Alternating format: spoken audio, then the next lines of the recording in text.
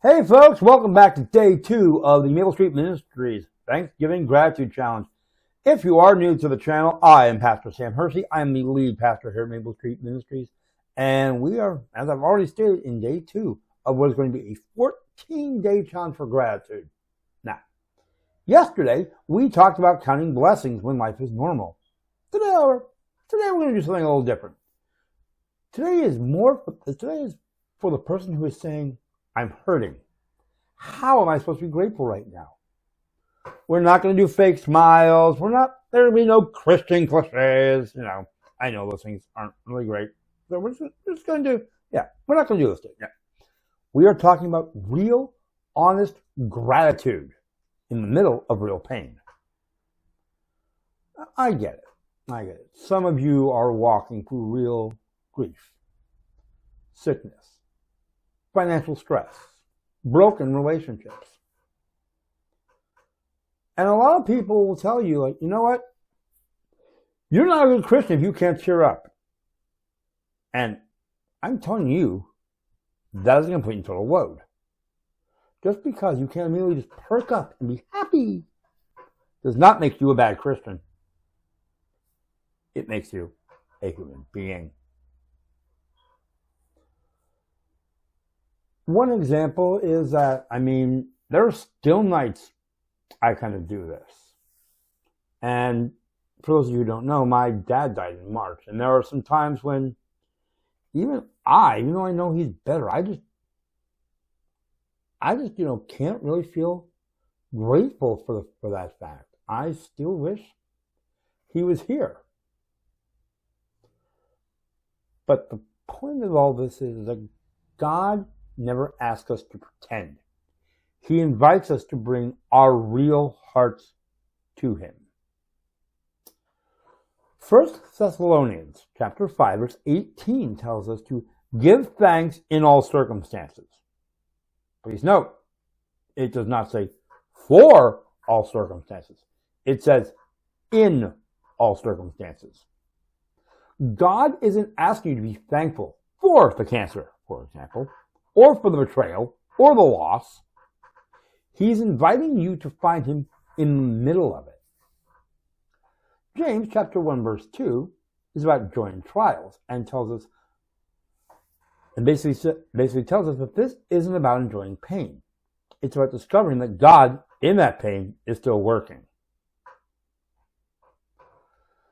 In many aspects of Scripture, we discover that it's not pretending the pain does not exist. It's that we know that God is still there in the middle of it. Biblical Scripture and God do not want you to deny the pain exists. They want you to defy it, because the pain itself will not have the last word. True Christian gratitude, the kind that we are going for in this challenge, is not everything's fine. It could be worse. Or at least, and then insert like a potentially worse thing here, minimizing it. Instead, however, it is, Lord, this hurts. And I'm thankful that you haven't left me.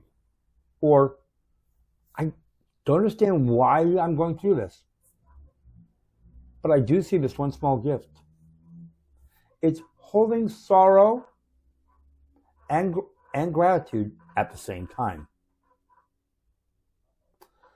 Like I mentioned earlier, for example, my dad died back in March. And even though it was a rough time for me and my mom and for the rest of our family, we are thankful for the friends who came, and we are thankful for those who, took maybe a few just ounces off that burden. Today's challenge is gratitude in the dark, hence the title of the video. First of all, I want you to be honest with God. Yesterday I had you write down